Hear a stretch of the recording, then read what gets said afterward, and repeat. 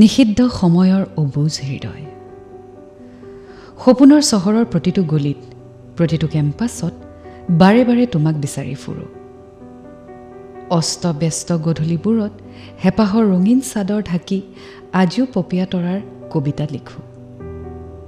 নিমাওমাও সময়বোৰচোন একেই থাকে।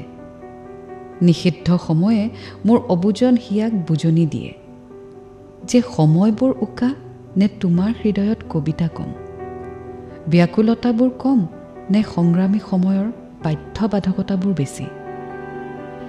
এতিয়া নিষিদ্ধ সময়বোৰক কিদৰে বুজাওঁ যে অভিমানত বুৰ গৈয়েতো বাৰে বাৰে মোবাইল স্ক্ৰীণৰ সন্মুখত থমকি ৰয় মোৰ হাতৰ অনুকম্পিত আঙুলিবোৰ।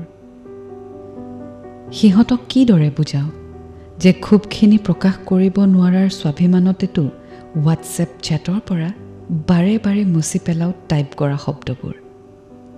জানো যে জীৱনৰ সোণালী বাটত থাকি যায় স্মৃতিৰ পদচিহ্নবোৰ, যাক বিচাৰি কেতিয়াবা বৰকৈ হাবাথৰি খায় হাইতাল বৰণীয়া ফিনিক্সবোৰে। তেওঁক পাহৰি থকাৰ এই স্বভাৱটোতে অসুখী মোৰ হৃদয়। এতিয়া অবুজ হৃদয়ক কিদৰে বুজাওঁ যে মোৰ হৃদয়ৰ প্ৰতিটো স্পন্দনতেই তেওঁ, মাথো তেওঁক জতাই দিয়াহে নহয় এতিয়া।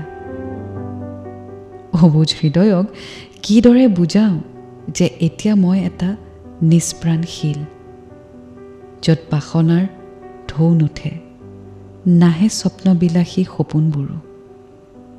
তাজপাতৰ দৰে জহি খহি যোৱা জীৱনৰ বিননি জানো বুজি পোৱা তোমালোকে? মই জীৱনৰ কাষেৰে উজাই যোৱা মৃত্যুৰ বাট, য'ত তেওঁৰ বাবে প্ৰৱেশ নিষিদ্ধ।